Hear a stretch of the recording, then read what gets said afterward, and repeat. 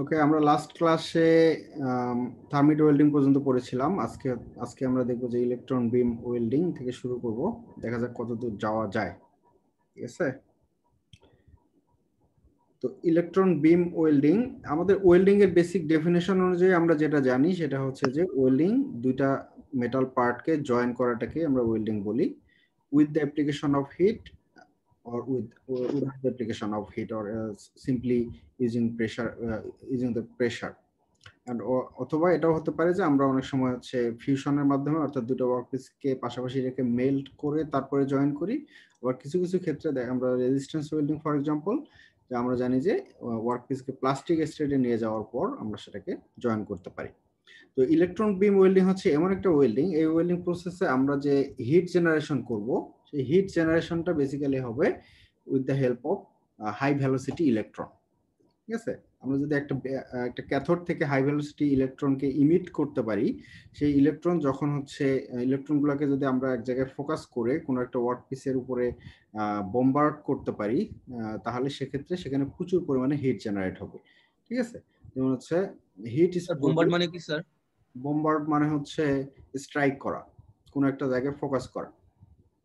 যেমন আমার এই কলমের পয়েন্ট এক জায়গায় ফোকাস করতেছি না, অনেকগুলো রে যদি একসাথে আসে, আমরা যখন হচ্ছে লেন্স পড়েছিলাম মনে আছে ইন্টারমিডিয়েটে, এটা যদি উত্তল লেন্স ইউজ করা হয় তাহলে সেক্ষেত্রে কি হয়, আসার পর একটা পয়েন্টে কনসেন্ট্রেট হয়ে যায় না? একটা পয়েন্ট আছে, হ্যাঁ, এই যে প্রধান ফোকাস দিয়ে যায়। যে ওয়ার্কপিসের যে পয়েন্ট আমরা ফোকাস করি এটাকে বলা হচ্ছে বোম্বার্ডিং, অর্থাৎ এই ইলেকট্রনগুলোকে আমরা একটা পয়েন্টে বোম্বার্ড করতেছি, মানে হচ্ছে এটাকে আর বাংলায় কি অভিসারী না, অভিসারী না, বোম্বার্ড মানে হচ্ছে স্ট্রাইক করা, এটাকে তোমার বলা যায় যে হাতুড়ি দিয়ে পিটানো টাইপের আর কি। হ্যাঁ, কিছু বললা? আচ্ছা, heat is produced by bombarding the workpiece with a dense beam of high velocity electron. High velocity electron যখন হচ্ছে কোনো ওয়ার্কপিসের মধ্যে স্ট্রাইক করবে, তখন ইলেকট্রন এবং ওয়ার্কপিসের মধ্যে যে ফ্রিকশন, সেটার কারণে সেখানে প্রচুর পরিমাণে এই স্ট্রাইকিং জোনটাতে প্রচুর পরিমাণে হিট জেনারেট করবে, এবং সেই হিটটা কাজে লাগিয়ে আমরা হচ্ছে ওয়ার্কপিসকে যদি জয়েন করি তাহলে সেটাকে আমরা বলতেছি ইলেকট্রন বিম ওয়েল্ডিং।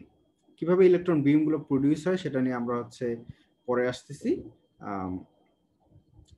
তো এক্ষেত্রে no filler metal is added, কোন filler মেটালের প্রয়োজন পড়ে না, but there is something you need to do, which is the AS preparation. If you prepare the AS very extensively, almost similar type, দুইটা AS যদি খুব কাছাকাছি হয়, অর্থাৎ খুব প্লেন পলিশড দুইটা সারফেস খুব কাছাকাছি নিয়ে আসা যায়, তাহলে সেক্ষেত্রে ফিলার মেটালের প্রয়োজন পড়ে না।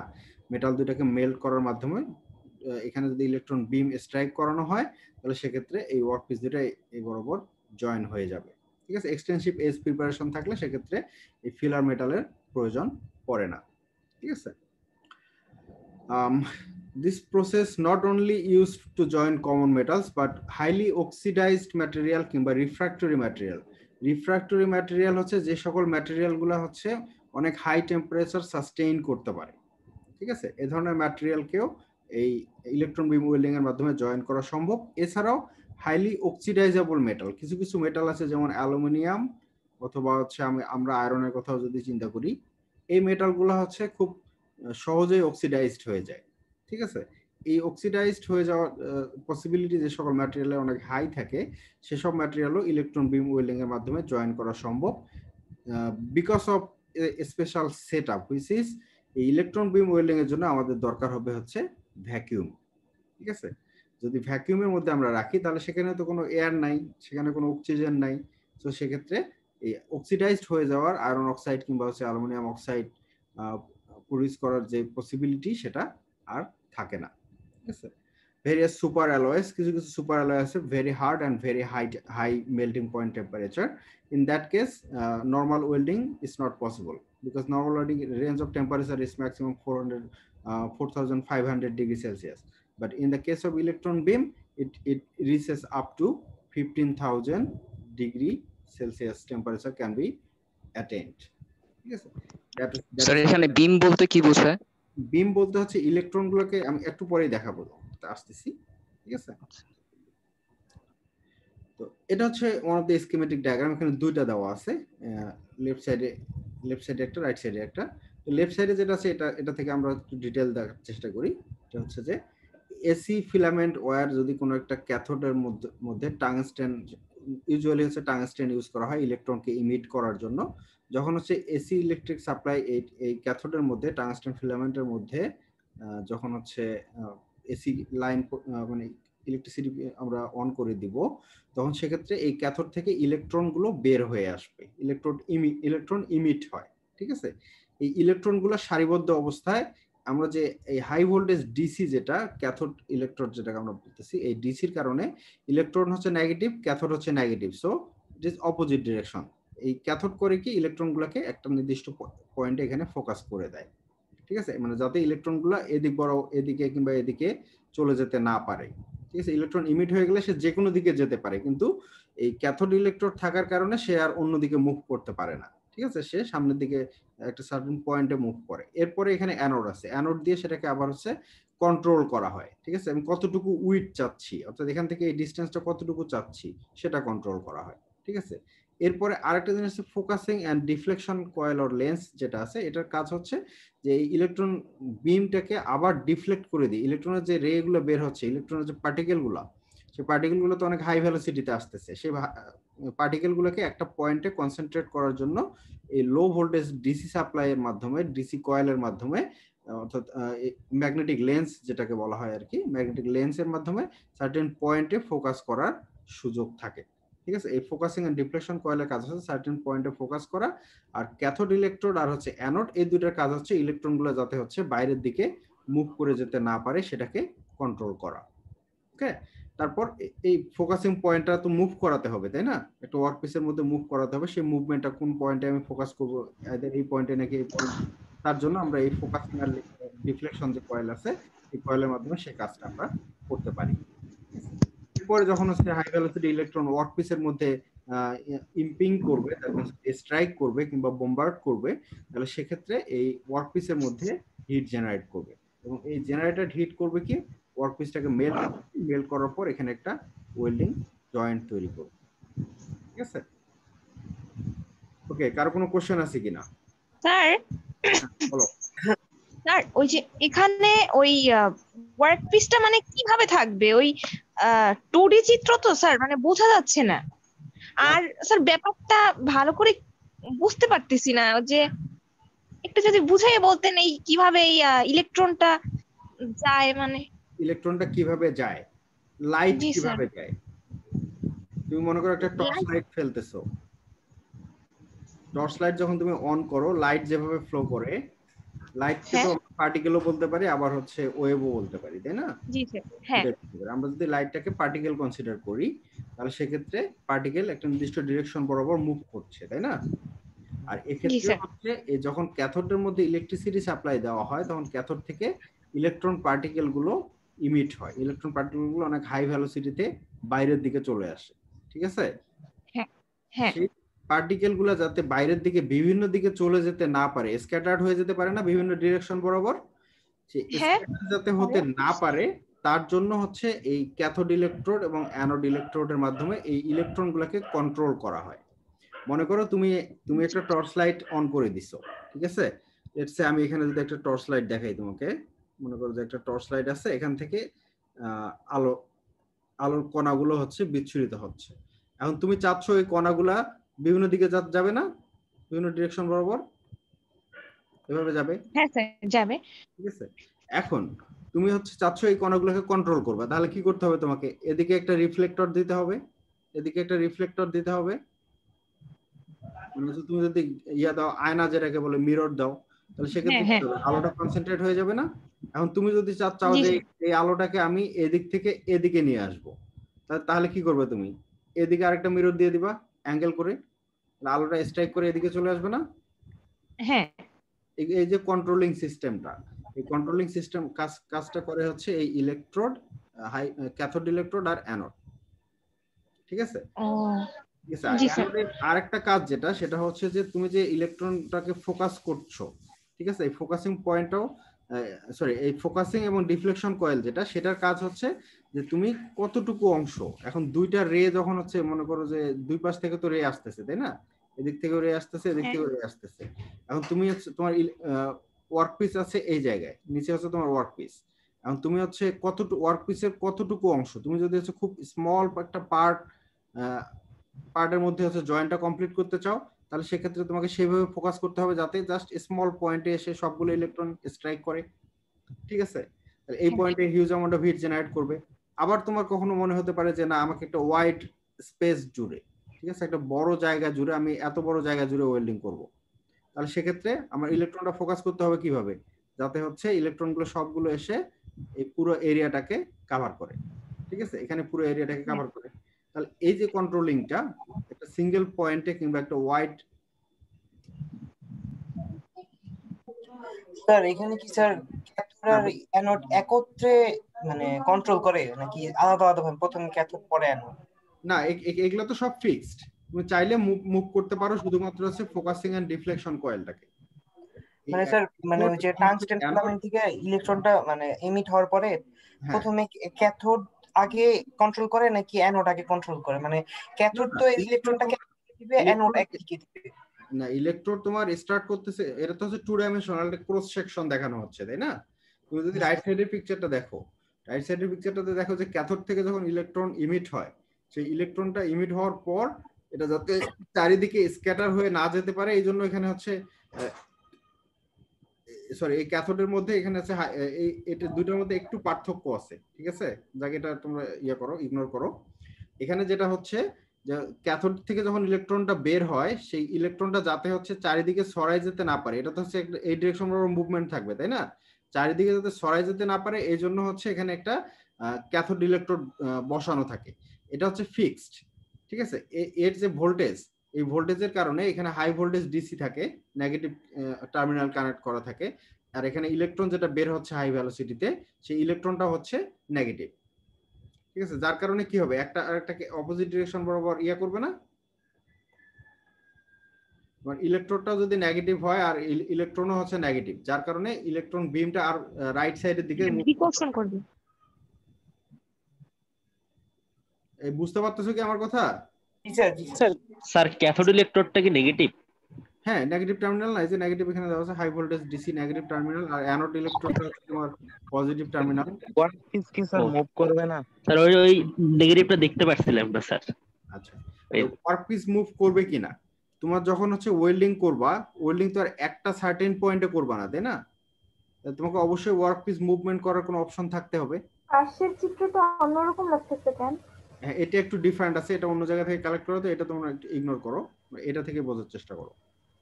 স্যার অ্যানোড ইলেকট্রোডটা তো positive charge. Filament sir tungsten ব্যবহার করতেছি কিসের জন্য?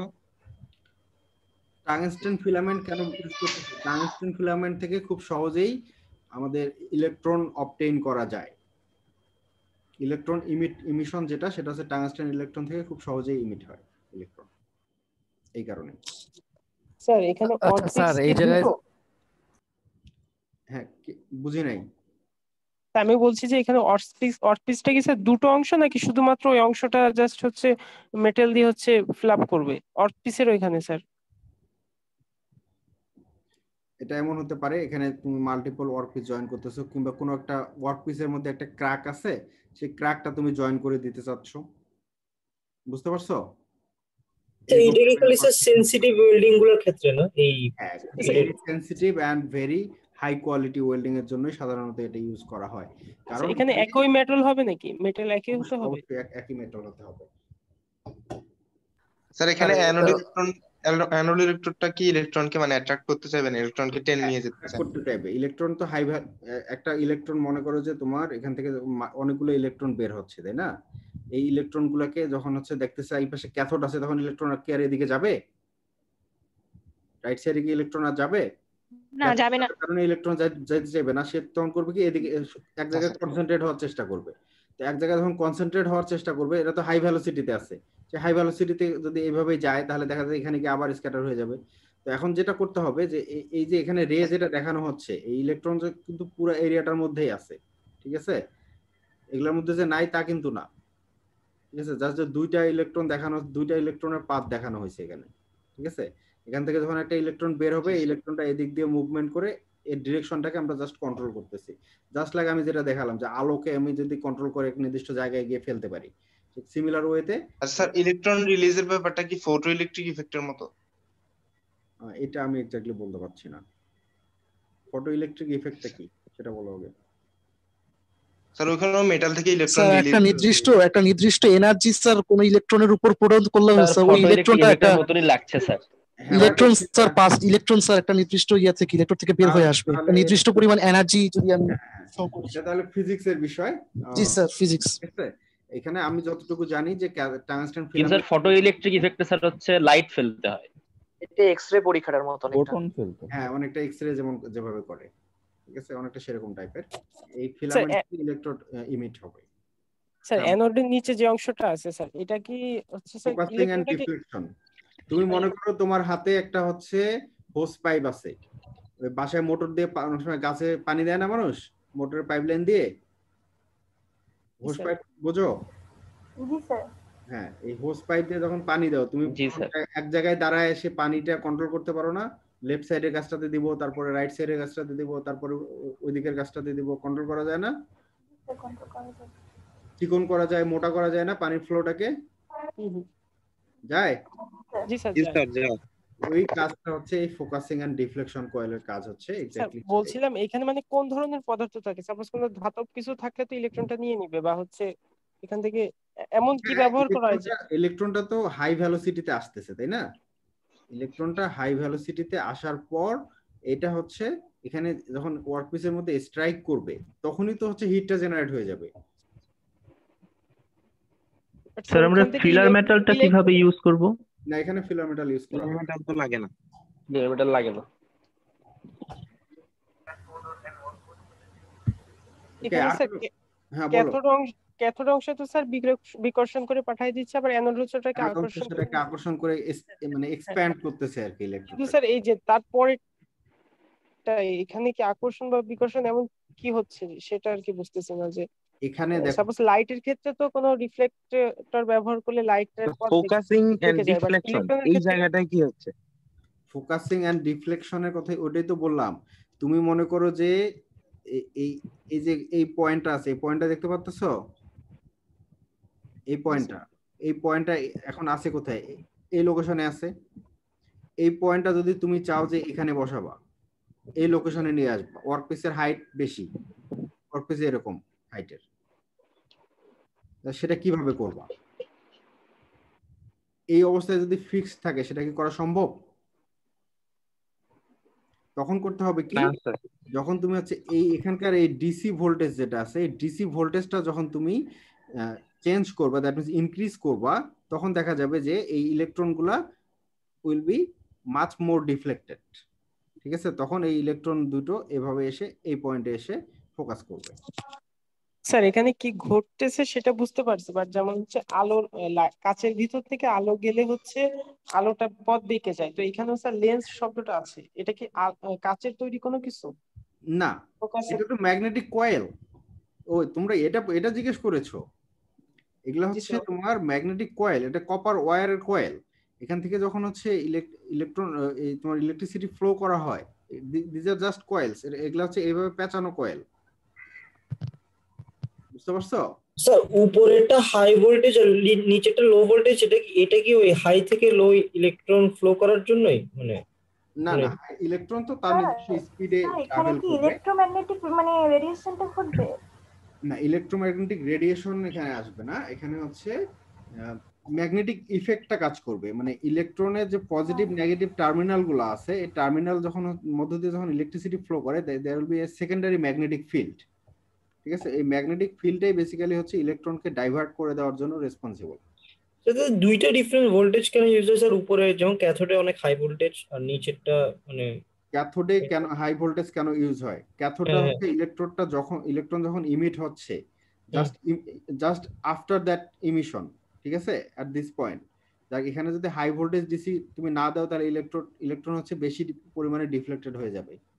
ঠিক আছে, এই ইলেকট্রনের ডিফ্লেকশনটা রেজিস্ট করার জন্য এখানে হচ্ছে হাই ভোল্টেজ ডিসি দেওয়া হয়। আর এই লো ভোল্টেজ ডিসি দেওয়ার কারণ হচ্ছে যে এখানে যখন ইলেকট্রন গুলো পাস করে এই দুইটা স্টেপ পার করে যখন এই পয়েন্টে আসবে, ঠিক আছে, তখন হচ্ছে এখানে দেখো এখানে কিন্তু শুধুমাত্র পজিটিভ কিংবা শুধুমাত্র নেগেটিভ কিন্তু দেওয়া নাই, পজিটিভ নেগেটিভ দুইটা টার্মিনালই দেওয়া আছে, ঠিক আছে। যখন তুমি এখানে যদি লো ভোল্টেজের কারণে যেটা হবে যে এই নেগেটিভ টার্মিনাল, যেটা নেগেটিভ যে কয়েলটা আছে উপরের, এই নেগেটিভ কয়েলটা হচ্ছে তোমার ইলেকট্রনটাকে মানে ইলেকট্রনগুলোকে হচ্ছে অপোজিট ডিরেকশনে মুভ করাবে, ঠিক আছে। আর এদিকে আবার যে পজিটিভ টার্মিনাল সেটা হচ্ছে আবার তার দিকে টানার চেষ্টা করবে, ঠিক আছে। এই ভোল্টেজটা বাড়ানো কমানোর মাধ্যমে ইলেকট্রনের যে ডিরেকশনটা সেই ডিরেকশনটা কন্ট্রোল করা হচ্ছে।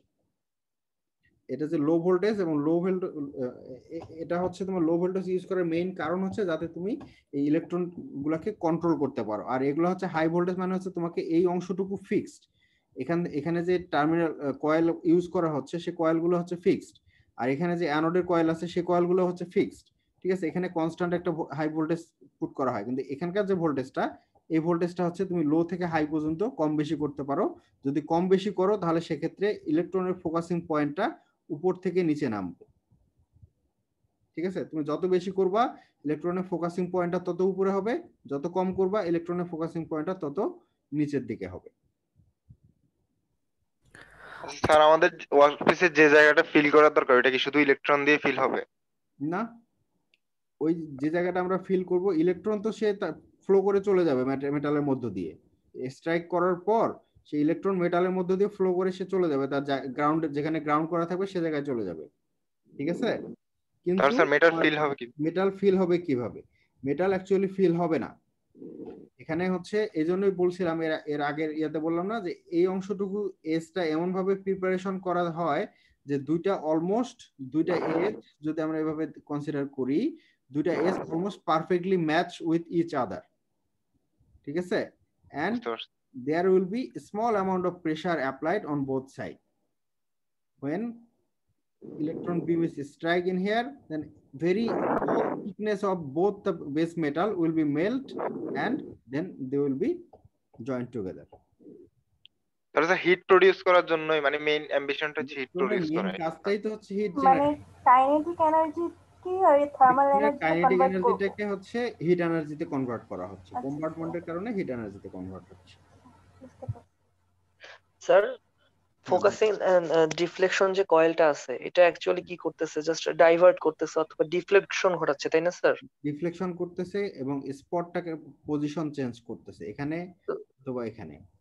তো স্যার এখানে একটা কথা ছিল যে আপনি বললেন কিছুক্ষণ আগে বললেন এটা ম্যাগনেটিক ফিল্ডের কারণে হয়, তাই না? তো স্যার এখানে ম্যাগনেটিক ফিল্ড তৈরি করতে তো এসি ভোল্টেজ দিতে হতো না?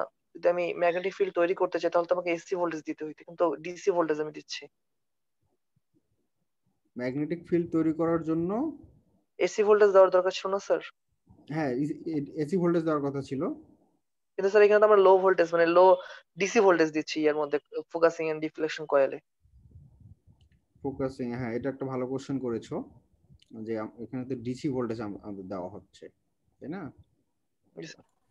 সরি স্যার, আমার একটা কোশ্চেন ছিল, এই যে লেন্স ইলেকট্রন পাস হইলে তো স্যার এমনিতেই স্যার ইলেকট্রিসিটি পাস হইলে তো স্যার এমনিতে বায়োট-সেভার ল অনুযায়ী স্যার চারপাশে একটা তড়িৎ ক্ষেত্র সৃষ্টি হয়, চৌম্বক ক্ষেত্র।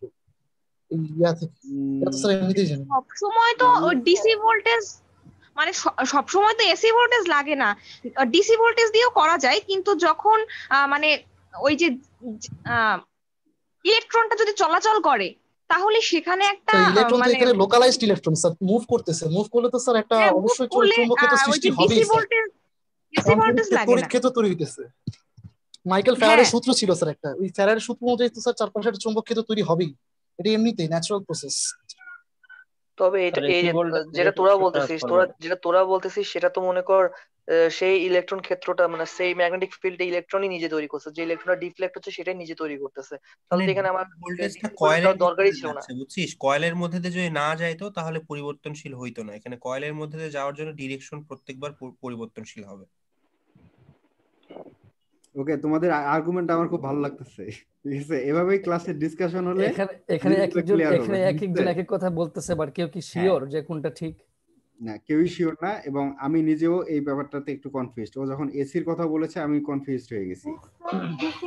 জি স্যার, মানে এমনিতে শক্ত অনেক অনেক জোরালো চুম্বক ক্ষেত্র তৈরি করার জন্য স্যার মানে এসি সার্কিট এসি দেওয়া দরকার, কিন্তু যদি এমনি জাস্ট দুর্বল কোনো চুম্বক ক্ষেত্র দরকার পড়ে তাহলে স্যার এই ক্ষেত্রে ইলেকট্রন যেটা চারপাশে তৈরি করতেছে ওইটাই না। না না, এখানে তোমরা জাস্ট সিম্পল একটা সেন্স মানে মানে সিম্পলি একটা থিঙ্ক করার চেষ্টা করো যে এখানে হচ্ছে মেইনলি যে কাজটা হচ্ছে ইলেকট্রন হচ্ছে নেগেটিভ, ঠিক কিনা, নেগেটিভলি চার্জড, বুঝতে পারছো? ইলেকট্রন হচ্ছে নেগেটিভলি চার্জড। এটা যখন এটা অনেক হাই ভ্যালোসিটিতে ফ্লো করবে, একটা ইলেকট্রন অনেক হাই ভ্যালোসিটিতে ফ্লো করতেছে নেগেটিভলি চার্জ, যখনই সে হচ্ছে মনে করো এখানে একটা ইলেকট্রনের একটা রে, মানে একটা স্ট্রিম, অনেকগুলো ইলেকট্রন অনেক হাই ভ্যালোসিটিতে এদিক থেকে এদিকে মুভ করছে, যখন সে এখানে একটা ক্যাথোড পাবে অর্থাৎ নেগেটিভ টার্মিনাল পাবে, দ্যাট মিনস মোর এখানে যদি হচ্ছে ডিসি কানেকশনের নেগেটিভ টার্মিনাল থাকে, তাহলে এটা হচ্ছে নেগেটিভলি চার্জড, এই টার্মিনালটা ইলেকট্রনও নেগেটিভলি চার্জড, তাহলে স্বভাবতই ইলেকট্রন কি করবে, নেগেটিভ চার্জের দিকে আকৃষ্ট হবে নাকি এর থেকে অপোজিট ডিরেকশনে আকৃষ্ট হবে? এ তখন তার ডিরেকশনটা চেঞ্জ করবে না, অপোজিট ডিরেকশন হবে স্যার, ডিরেকশনে চলে যাবে। সেই প্রিন্সিপালটাই এখানে তোমরা চিন্তা করো, ঠিক আছে? ম্যাগনেটিক ফিল্ডের কথা ভুলে যাও, ঠিক আছে? জাস্ট হচ্ছে যে কোনো নেগেটিভলি চার্জড পার্টিকেল যখন হচ্ছে নেগেটিভলি চার্জড পার্টিকেলের সংস্পর্শে আসবে তখন সেটা থেকে দূরে যাওয়ার চেষ্টা করবে, আর যখনই কোনো পজিটিভ টার্মিনালের কাছাকাছি আসবে, মানে কাছাকাছি চলে আসবে, তখন সেটা তার দিকে আকৃষ্ট হওয়ার চেষ্টা করবে, ঠিক আছে? এখানে যদি আবার হচ্ছে তোমার এদিক দিকে মুভমেন্ট হচ্ছে আর এখানে গিয়ে যদি হচ্ছে একটা আমি এদিকে পজিটিভ একটা টার্মিনাল দেই, ঠিক আছে, পজিটিভ টার্মিনাল, তাহলে ইলেকট্রনটা কি করবে, আবার এদিকে এর দিকে আসার চেষ্টা করবে। কিন্তু যেহেতু এটা অনেক হাই ভ্যালোসিটিতে থাকে, যার কারণে টোটালি হচ্ছে এই পজিটিভের সাথে অ্যাটাচ হয়ে যাওয়ার সুযোগ থাকে না তার, সে একটু ডিফ্লেক্ট হয়ে গিয়ে জাস্ট মুভ করে ওই দিক দিয়ে, ওটা মানে ওই স্পেসটাকে সে জাস্ট মুভ করে দিয়ে ওই দিক দিয়ে পাস হয়ে যায়। স্যার হ্যাঁ বলো স্যার, ওয়ার্ক পিসের মধ্যে যদি স্যার কোনো মানে জায়গা ফাঁকা থাকে তাহলে ওই জায়গাটা স্যার ফিল আপ হবে কিভাবে, মানে ইলেকট্রন দ্বারা তো আর ফিল আপ হবে না। আমি সেটাই বললাম যে যদি হচ্ছে ওয়ার্ক পিসটার এই দুটা মোটামুটি পারফেক্টলি ম্যাচড দুটা সারফেস তৈরি করা হয়, করার পর এই দুই দিকে স্পেশাল অ্যাটাচমেন্টের মাধ্যমে small amount of pressure apply করা হয়, ঠিক আছে? যখন ওয়ার্ক পিসটা মেল্ট হয়ে যাবে এই প্রেসারের কারণে ওয়ার্ক পিসটা পাশে জয়েন হয়ে যাবে, এবং এটা খুবই স্মল একটা স্পেস, এই দুইটা জাস্ট সারফেসের অংশটুকুই মেল্ট হবে, ঠিক আছে? এক্ষেত্রে হিট এফেক্টেড জোনও হবে খুবই স্মল। তার মানে স্যার এই ইলেকট্রন শুধুমাত্র স্যার ওয়ার্ক পিসকে মেল্ট করতে বা এই করতে সাহায্য করবে, আর কোনো কাজে ব্যবহার হচ্ছে না। স্যার এর আগে যে একটা ছবি দেখালেন সেখানে তো মনে হচ্ছিল যে নতুন কোনো এখানে ওই সেম মেটালই দেওয়া হয়ে গলায় দেওয়া হয়েছে এরকম কিছু। কোথায় একটা স্যার ছবি দেখালেন, মানে কি স্যার ফিলার মেটাল থাকবে না স্যার? ফিলার মেটাল এখানে স্যার তো স্যার এখানে কোনো দরকারই নেই। আগে যে ছবিটা দেখাইছে এটার কথা বলতেছো? এখানে স্যার উপরে যে যে পয়েন্ট গুলাতে এখানে স্যার নতুন করে কোনো মেটাল দেওয়া হয়েছে কিনা নাকি? তাহলে এই দাগগুলো আসছে কেন? দেওয়া হয়নি, কেন আসছে? এটা হচ্ছে প্রেসারাইজ করার কারণে, দুই সাইড থেকে প্রেসারাইজ করার কারণে, অথবা there is another option, another thing will work in here is that যখন তুমি হচ্ছে এই ওয়ার্ক পিসটাকে এই অংশটুকুকে মেল্ট করছো, এদিকে মনে করো যে এই দুটো পাশাপাশি অবস্থা, একটা জাস্ট একটা সিঙ্গেল ক্র্যাক ছিল এখানে, মনে করো খুব সিঙ্গেল একটা ক্র্যাক ছিল, ঠিক আছে? এরকম একটা ক্র্যাক ছিল, এই ক্র্যাকটাকে তুমি হচ্ছে ক্র্যাকের মধ্য দিয়ে হচ্ছে ইলেকট্রন পাস করাচ্ছ, ইলেকট্রন স্ট্রাইক করতেছো, তাহলে কি হবে? মেটালটা মেল্ট হবে, ঠিক আছে? মেল্ট হওয়ার কারণে এর ভলিউমটা বেড়ে যাবে না? সলিডের ভলিউম বেশি নাকি মেটালের ভলিউম বেশি? শ্রিঙ্কেজ অ্যালাউন্স মনে আছে? জি স্যার। যখন হচ্ছে লিকুইড হয়ে যাবে মেটালটা হচ্ছে কি হবে, মেটালটা এক্সপ্যান্ড হয়ে যাবে, এক্সপ্যান্ড হওয়ার কারণে উপরের দিকে চলে আসে, এবং দেখা যায় যে সেক্ষেত্রে এক্সপ্যান্ড যখন আবার সলিডিফিকেশন হয় তখন দেখা যায় যে এই মেটালের যে বেস মেটালের যে ডেনসিটি তার চেয়ে এর ডেনসিটি অনেক কম হয়, কারণ দেয়ার উইল বি সাম ডিসলোকেশনস, ঠিক আছে? এটা হচ্ছে মেটালার্জির আরেকটা টার্ম আছে যে রেগুলার অ্যাটমের যে অ্যারেঞ্জমেন্ট রেগুলার না হয়ে দেখা যায় যে খুব র্যান্ডমলি আরেকটা লেয়ার তৈরি হয়ে গেছে, ঠিক আছে?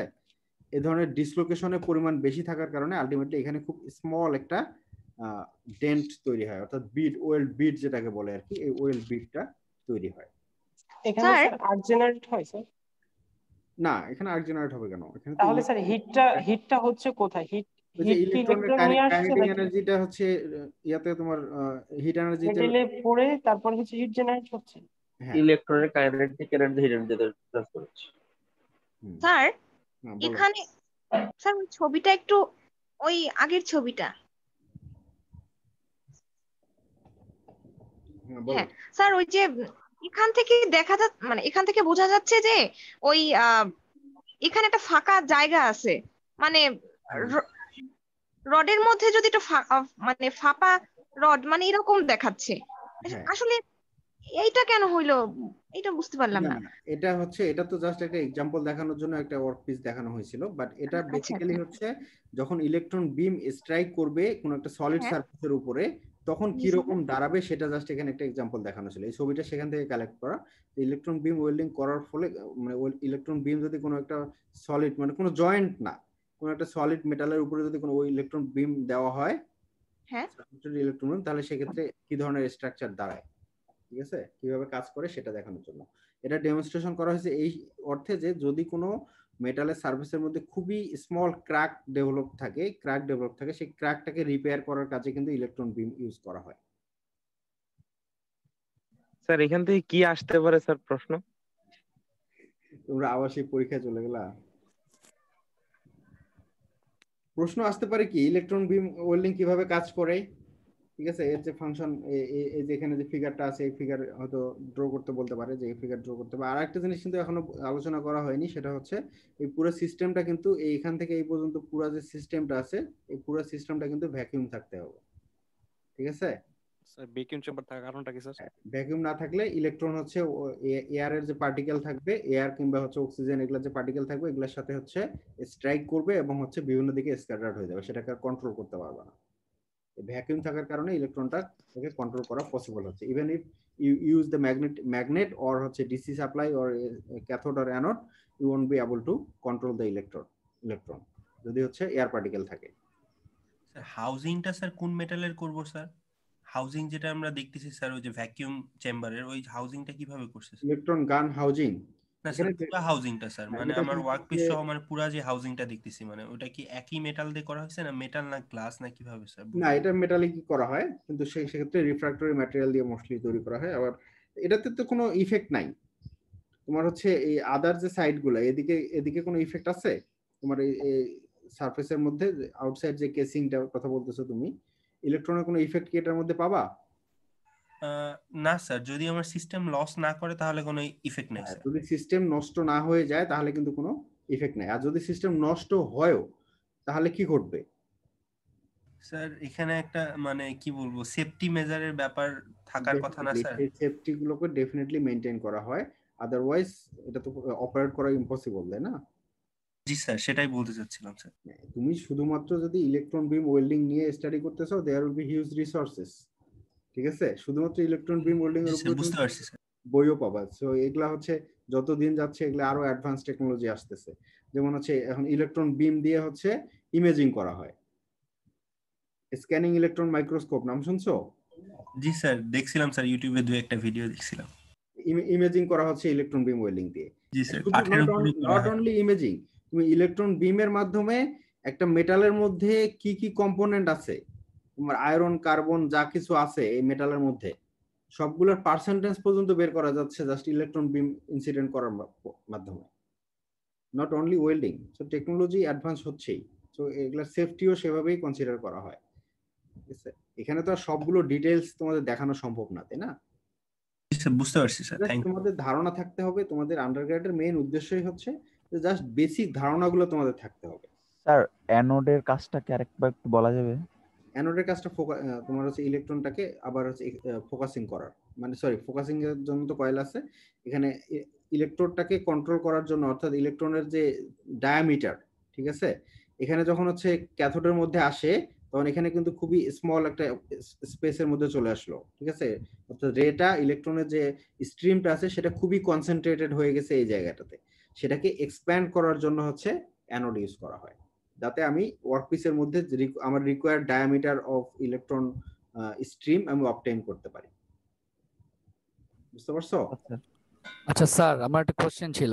হ্যাঁ স্যার এখানে ক্যাথোড ইলেকট্রোডকে আমরা বলতেছি হাই ভোল্টেজ ডিসি, যেটা হচ্ছে নেগেটিভ আইডেন্টিফাই করা, তারপরে অ্যানোডটাকে হচ্ছে প্লাস মানে হচ্ছে পজিটিভ আইডেন্টিফাই করা। কিন্তু এখানে ফোকাসিং এন্ড ডিফ্লেকশন কয়েল, যেটা লেন্স ব্র্যাকেটে লেখা আছে, তো এখানে আমরা পাশের চিত্রে দেখতেছি যে প্লাস মাইনাস দুইটাই দেওয়া, মানে লো ভোল্টেজ ডিসি এখানে প্লাস মাইনাস দুইটা আইডেন্টিফাই করা। আমার কোশ্চেন হচ্ছে যে এটা কি আসলে কিসের তৈরি, এটা কি লেন্সটা কি কাচের? তাহলে কাচ যদি হয় তাহলে সেখানে মানে ভোল্টেজ হবে কি হবে, মানে কাচের ভিতর না দিয়ে? না, কাচের তৈরি হবে কেন? বললাম তো সবগুলোই তো কয়েল। আচ্ছা, তাহলে স্যার আর এই যে এখানে যে কয়েলের দুইটা মধ্যে হচ্ছে আইডেন্টিফাই করা প্লাস মাইনাস, এই প্লাস মাইনাস কেন দেওয়া? হ্যাঁ হ্যাঁ দুইটা একসাথে কি দুটো জন্য? ডিফারেন্ট কয়েল আছে, উপরে একটা কয়েল নিচে একটা কয়েল।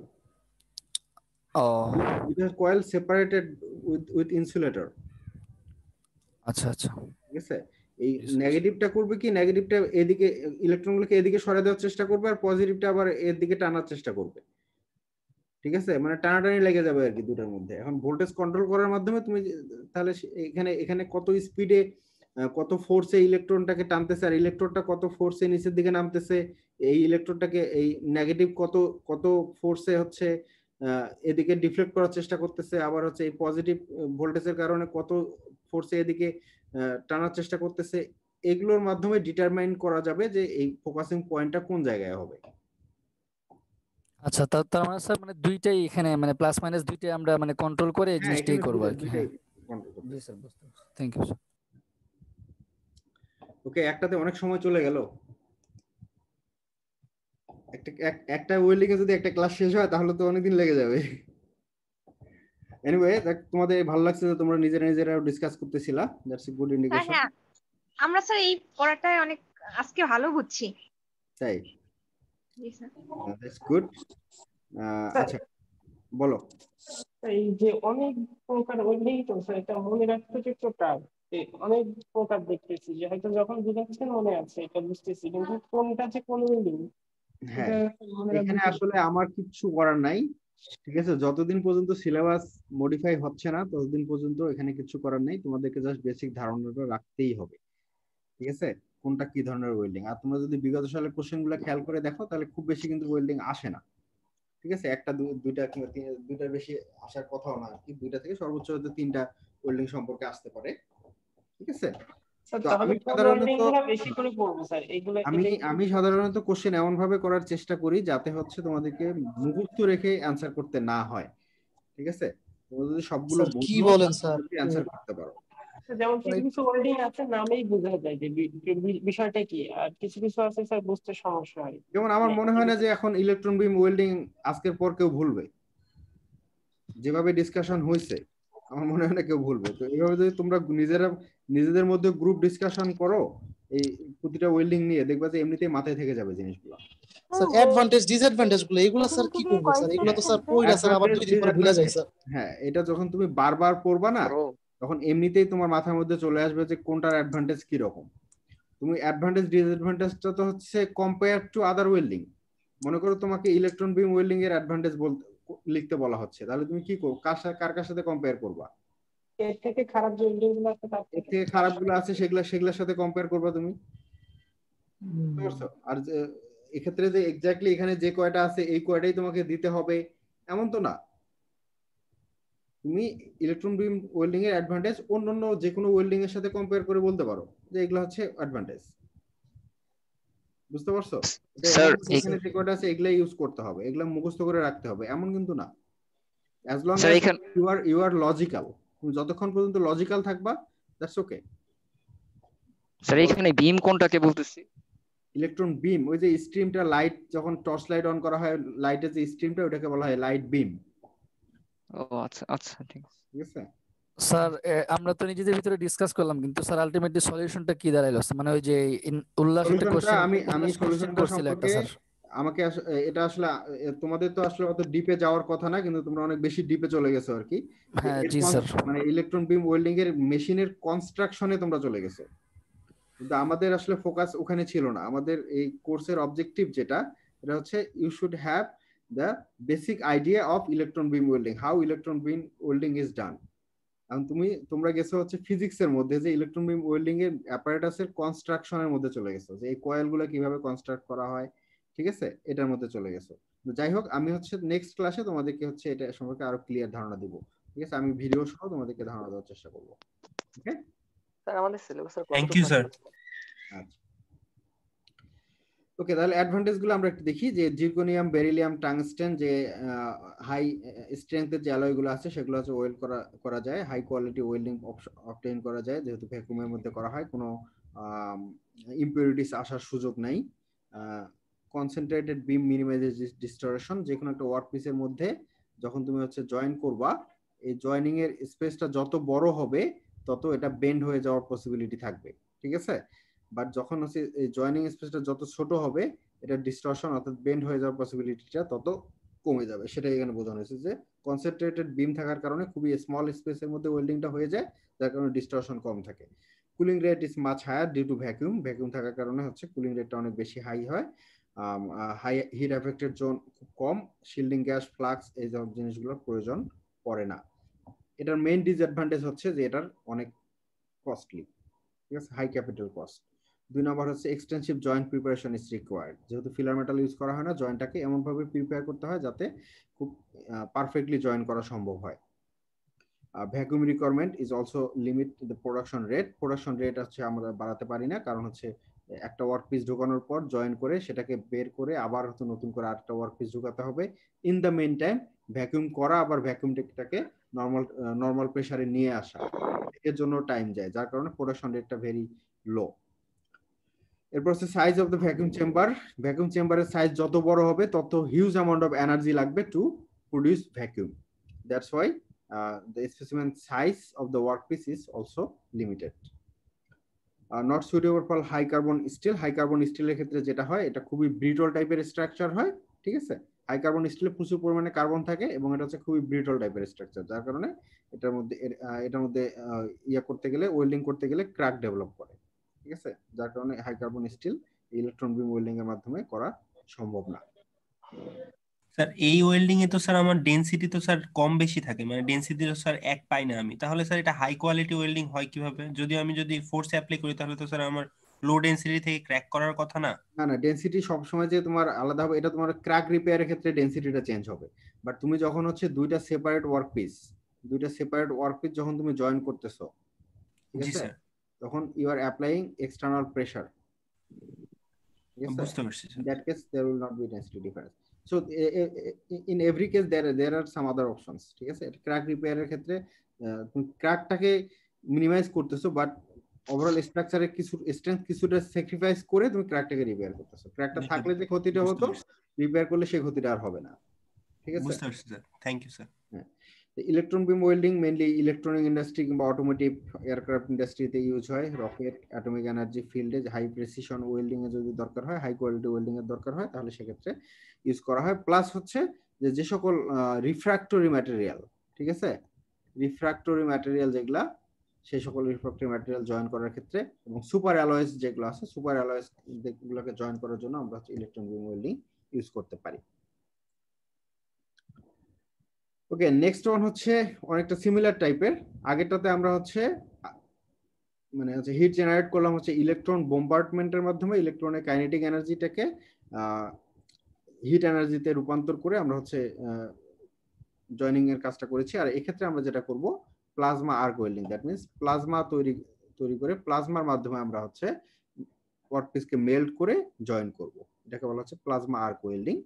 এক্ষেত্রে দ্য টার্ম প্লাজমা মানে তোমরা সবাই জানো যে আয়োনাইজড গ্যাস, অর্থাৎ আর্গন, নিয়ন এই ধরনের গ্যাস যখন হচ্ছে কোনো একটা ইলেকট্রিক আর্কের মধ্য দিয়ে পাস করা হয়, হাই টেম্পারেচারে যখন হচ্ছে এক্সপোজ করা হয় এই মানে ইনার্ট গ্যাসগুলোকে, সেগুলো হচ্ছে প্লাজমা ক্রিয়েট করে। ঠিক আছে, এই ইলেকট্রিক আর্কের মধ্যে টেম্পারেচার কিরকম থাকে? 4000 ডিগ্রি সেলসিয়াস টেম্পারেচার অলমোস্ট। এই আর্কের মধ্য দিয়ে যখন হচ্ছে হিলিয়াম, নিয়ন, আর্গন এই ধরনের ইনার্ট গ্যাসগুলো পাস করা হয়, তখন তারা হচ্ছে প্লাজমা ক্রিয়েট করে। আর প্লাজমা কোনগুলোকে বলা হয়? এক্সট্রিমলি হট আয়োনাইজড গ্যাসকে বলা হচ্ছে প্লাজমা।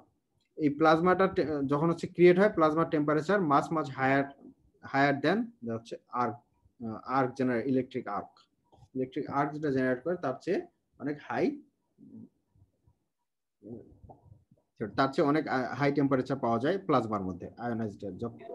এখানে কি প্লাজমা তৈরি করা হয় নাকি আগে থেকে গ্যাসটা? না, গ্যাসটা সাপ্লাই করা হয় ইলেকট্রোডের মধ্য দিয়ে, যার কারণে প্লাজমা ক্রিয়েট হয়। বুঝতে পারছো? প্লাজমাটাই তৈরি করা হয়, ঠিক আছে? সেই প্লাজমাটাকে ইউজ করা হয় হচ্ছে ওয়েল্ডিং করার কাজ, মেটালকে মেল্ট করার কাজ। মেল্ট হওয়ার পর স্যার প্লাজমাটা কি হয়? প্লাজমাটা হচ্ছে তোমার ওয়ার্কপিসের মধ্যে স্ট্রাইক করবে, ওয়ার্কপিসের মধ্যে স্ট্রাইক করলে ওয়ার্কপিস মেল্ট হবে। you'll get much more higher temperature like 15,000 degree Celsius, যেটা হচ্ছে ইলেকট্রিক আর্কের মাধ্যমে তুমি হচ্ছে 4,500 ডিগ্রি সেলসিয়াস টেম্পারেচার অবটেইন করতে পারো। আর এক্ষেত্রে 15,000 ডিগ্রি সেলসিয়াস টেম্পারেচার পাবা। হ্যাঁ বলো, কি বলতেছিলা? ওয়ার্কপিসটা তো অন্য একটা মেটাল, তাই না? তাহলে এর ভিতর যখন এই গ্যাসগুলো চলে যাবে, গ্যাস চলে যাবে, এটা হাই টেম্পারেচার গ্যাস যাবে, আয়োনাইজড গ্যাস যাবে হাই টেম্পারেচারে। এই টেম্পারেচারটা কি হবে, বেস মেটালটাকে মেল্ট করবে, দ্যাটস ইট। স্যার মেল্ট হওয়ার পরে আর কি, মেল্ট হওয়ার পরে গ্যাস তো তার জায়গায় চলে যাবে, আবার কুল হয়ে যাবে না সে, তখন হিটটা ডিসিপেট করে সে তো কুল হয়ে যাবে। কুল হয়ে গিয়ে আবার সে সেই আর্গন গ্যাসই তৈরি করবে। হিট, সে ইলেকট্রিক আর্ক থেকে হিট নিয়ে সে প্লাজমা হয়ে যাচ্ছে, তারপর সে সেই হিটটাকে রিলিজ করতেছে কোথায় গিয়ে, ওয়ার্কপিসের মধ্যে গিয়ে। আমি পিকচার দেখাবো, পিকচার দেখালে আরো ক্লিয়ার হবে। স্যার এইটার কি ওই যে একটা ডিসঅ্যাডভান্টেজ আছে না স্যার, ভিতরে যে বাবল ফর্ম করে, যার ফলে ওইটা হচ্ছে মাঝে মাঝে নষ্ট হয়ে যেতে পারে, একটা মেজর ডিসঅ্যাডভান্টেজ স্যার, ওইটা কি হওয়ার কোনো চান্স আছে? না, সেটা হওয়ার চান্স নাই, কারণ আমি ফিগারটাতে আসি তাহলে আরো ক্লিয়ার হবে। আর এই ক্ষেত্রে হচ্ছে তোমার কি পরিমাণ গ্যাস আয়োনাইজড করা হচ্ছে সেটার উপর ডিপেন্ড করবে টেম্পারেচার কত কি রকম ডেভেলপ করবে। যত বেশি পরিমাণ গ্যাস দেওয়া হয় তত হচ্ছে টেম্পারেচারটা বেশি ডেভেলপ করে। দুইটা টাইপ আছে, একটা হচ্ছে তোমার ট্রান্সফার্ড আর্ক প্লাজমা, আর একটা হচ্ছে প্লাজমা জেট প্রজেক্টর। দুইটা অ্যাপ্লিকেশন হচ্ছে দুই রকম, আমি দুইটাই দেখাবো। এখানে এক নম্বর হচ্ছে ট্রান্সফার্ড আর্ক প্লাজমা, যেটা সেটা হচ্ছে যে প্রথমে হচ্ছে consumable tungsten electrode and the non consumable, sorry, একটা tungsten TIG, tungsten inert gas welding দেখছো না? এই টাংস্টেন ইনার্ট গ্যাস ওয়েল্ডিং এর মতোই সেটআপ, এটা হচ্ছে টাংস্টেন নন কনজিউমেবল টাংস্টেন ইলেকট্রোডের মাধ্যমে একটা আর্ক জেনারেট করা হয়, ঠিক আছে?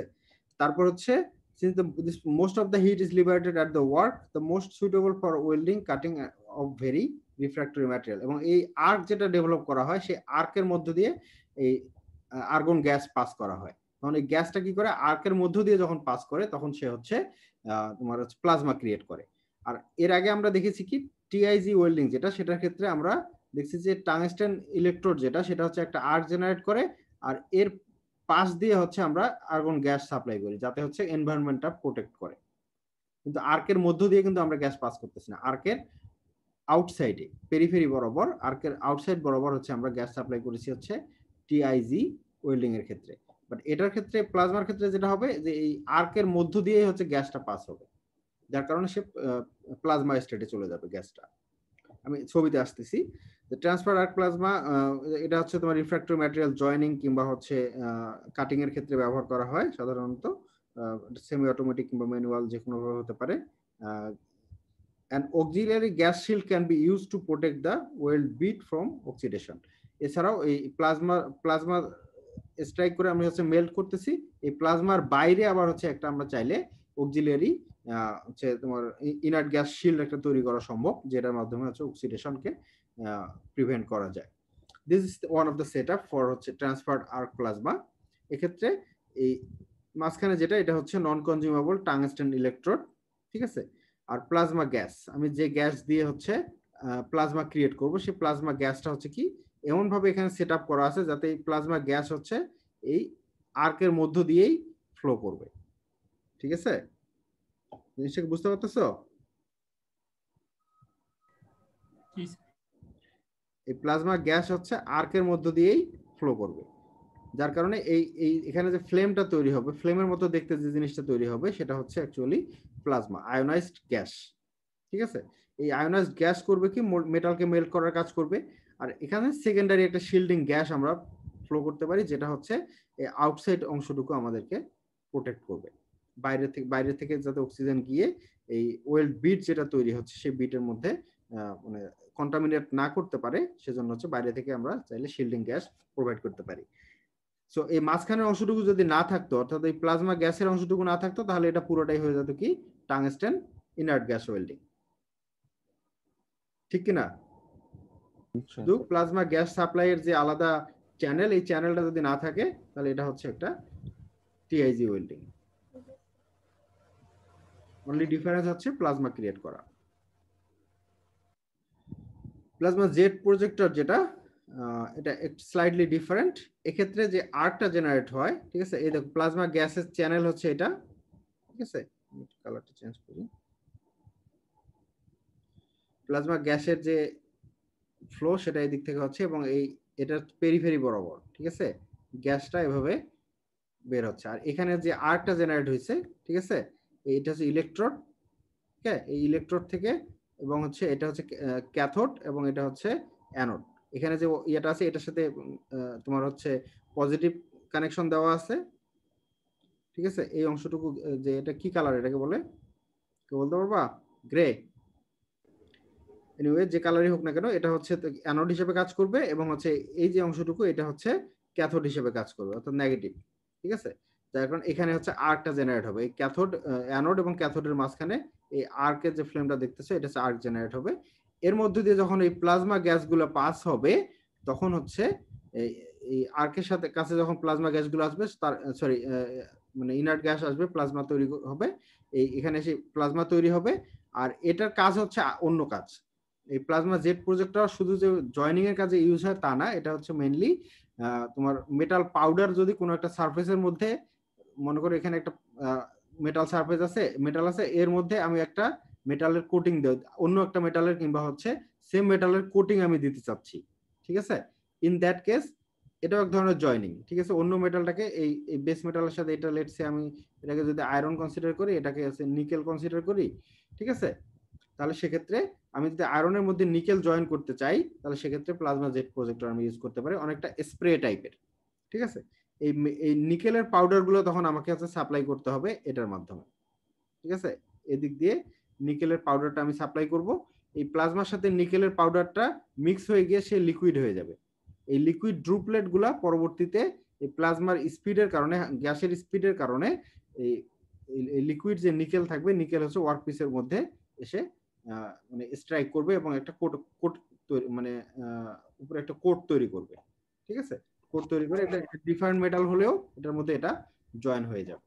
হ্যাঁ বলো, এখন বলো, কোন কোশ্চেন থাকলে এখন করতে পারো। স্যার এই যে ডিফারেন্ট মেটালের কথাই বলতে চাচ্ছিলাম, যে মানে একটা ভিন্ন কোনো মেটালের সঙ্গে, মানে এক মেটালের সঙ্গে অন্য কোনো মেটাল দেওয়া যায় কিনা, মানে ইলেকট্রোপ্রোটিনের কাজটা করা যায় কিনা এগুলো? হ্যাঁ করা যায়, এটা এভাবেই করা যায়।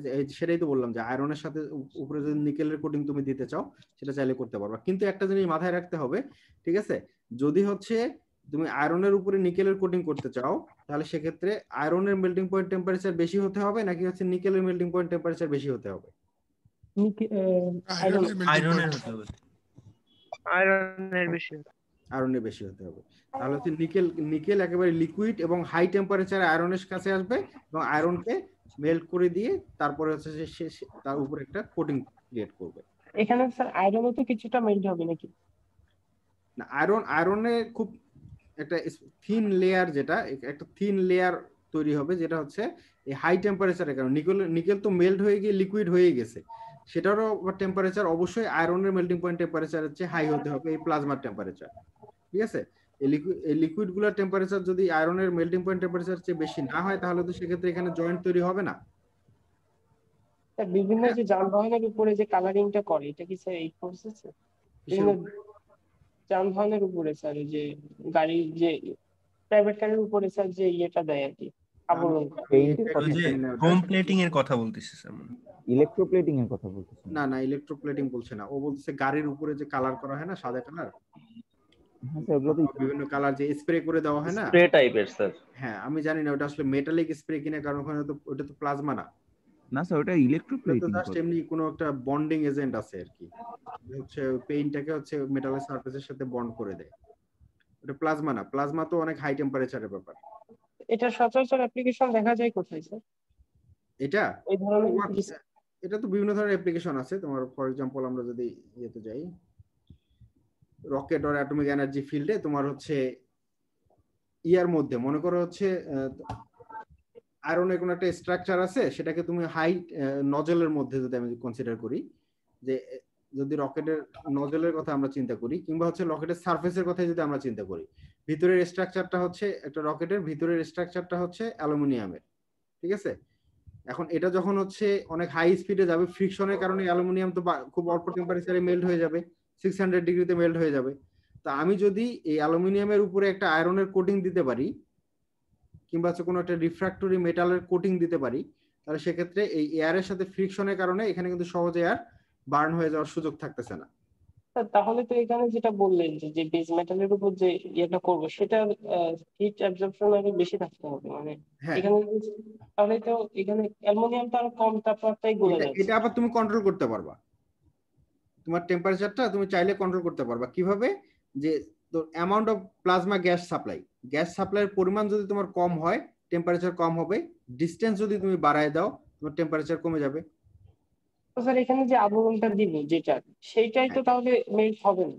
যে আমরা যদি টেম্পারেচার কমাই দিই, যে এমন কোনো টেম্পারেচার দিই যেখানে হচ্ছে অ্যালুমিনিয়ামটা গলে যাবে না, তাহলে যে আবরণটা দেবো সেটা তো নিঃসন্দেহে হচ্ছে তার চেয়ে বেশি হচ্ছে শক্ত এমন কিছু, যে হিট প্রোটেক্টর এরকম কোনো কিছু দিতে হবে, তাহলে তো সেটাই মেল্ট হবে। এই জায়গাটা সম্ভবত রিভার্স হয়ে গেছে, তখন আমার একটু কনফিউশন আসতেছিল যে এখানে এর আগে যেটা বলেছিলাম যে আয়রনের আয়রন যেটা melting point temperature of iron should be less than nickel, তাই না? এটা বলেছিলাম কি? এরকম না স্যার, আপনি বলছিলেন স্যার আয়রনের টেম্পারেচার বেশি হইতে হবে আর নিকেলের কম মেল্টিং হইতে পয়েন্ট হবে। টেম্পারেচার বেশি হতে হবে, নিকেলের এটা সম্ভবত রিভার্স হবে, ঠিক আছে? স্যার রিভার্স হইলে তো স্যার নিকেল তো স্যার আয়রনকে ফুটো করে চলে যাবে স্যার। না, নিকেল আয়রনকে ফুটো করার সুযোগ নাই, কারণ সেক্ষেত্রে তোমাকে নিকেল মেল্ট করার পর নিকেল এখানে যে টেম্পারেচার যে সব জায়গায় কি সেম থাকবে এই পুরো রেঞ্জটাতে?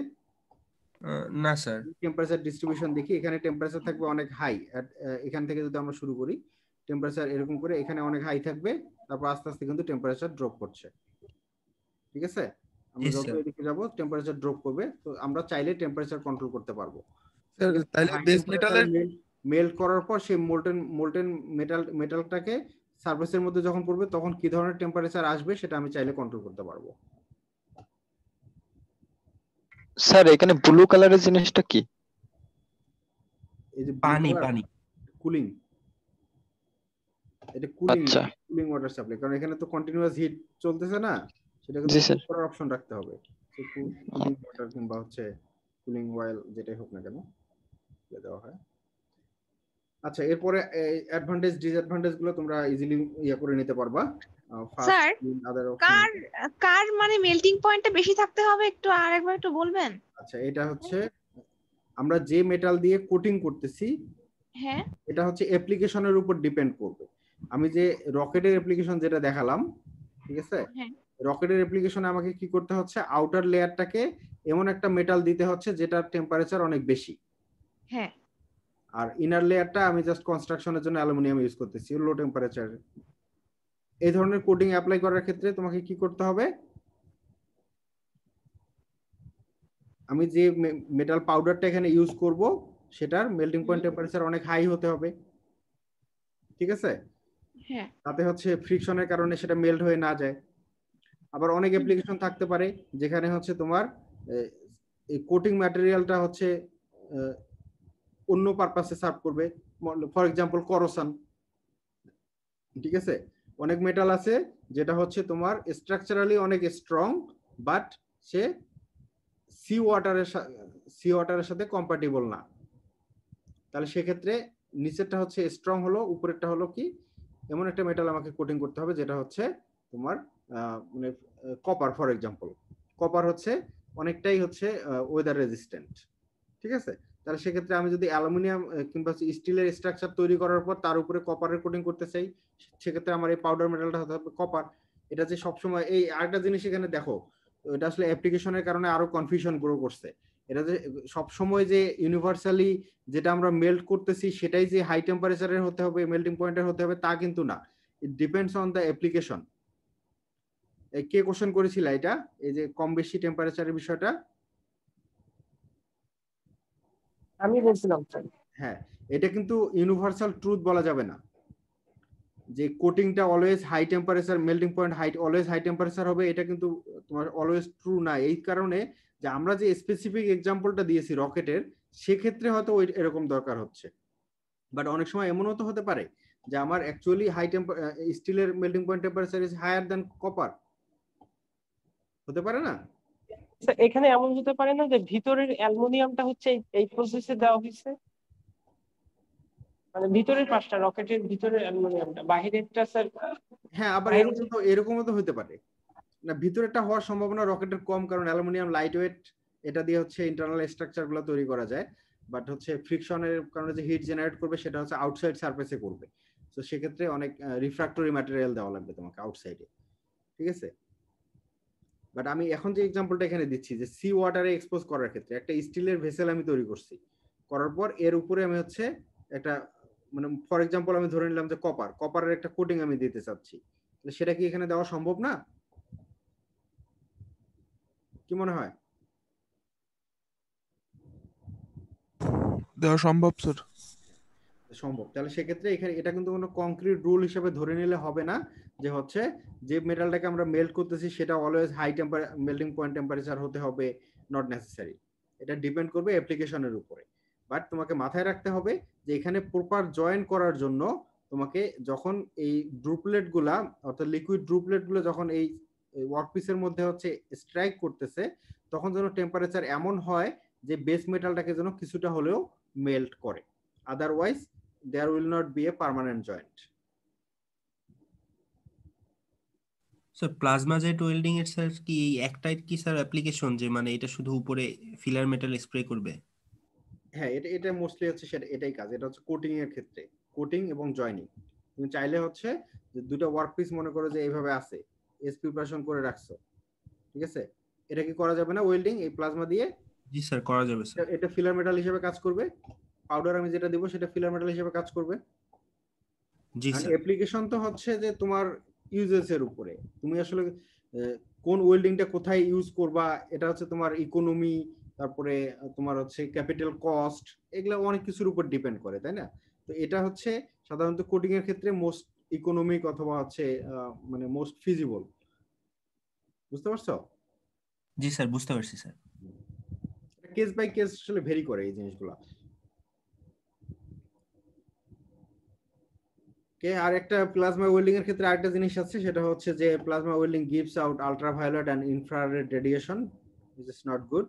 আর একটা হচ্ছে যে high noise of order 100 decibel, 100 decibel অর্ডারের নয়েজ প্রডিউস করে প্লাজমা যখন ক্রিয়েট হয়, সেটা হচ্ছে প্রচুর নয়েজ ক্রিয়েট করে। কেন ক্রিয়েট করে এটা আমাকে জিজ্ঞেস করতে যেও না, কারণ এটা আমি জানি না, ঠিক আছে? সম্ভবত হচ্ছে প্লাজমা ক্রিয়েট হওয়ার কারণে প্রচুর এনার্জি ডিসিপেট হয়, তো এই এনার্জিটা হচ্ছে অ্যাকচুয়ালি সাউন্ড এনার্জি হিসেবে হয়তো রিলিজ হয়, যার কারণে হচ্ছে এটা হিউজ অ্যামাউন্ট অফ সাউন্ড তৈরি করে। আর initial cost is very high, needs high power electrical ইকুইপমেন্টের প্রয়োজন হয়। স্যার অ্যাপ্লিকেশনের মধ্যে তো অলরেডি বলা হয়েছে যে high carbon welding used to manufacture seam welded stainless steel টিউবও তৈরি করা সম্ভব শিম ওয়েল্ডিং করে দিয়ে। Spraying of various refractory material, cutting drilling এর ক্ষেত্রে হচ্ছে তোমার প্লাজমা, প্রথম দিকে যেটা দেখলাম প্লাজমা আর্ক ওয়েল্ডিং, তাই না? কি ছিল ট্রান্সফার্ড আর্ক প্লাজমা, এটা দিয়ে কাটিংও করা সম্ভব। তো এর পরের ক্লাসে আমরা হচ্ছে অ্যাটমিক হাইড্রোজেন ওয়েল্ডিং নিয়ে আলোচনা করব। আজকে এই পর্যন্তই। স্যার প্লাজমা জেট ওয়েল্ডিং এ আমরা কোনো প্রোটেক্টিভ লেয়ার কেন ইউজ করি না স্যার?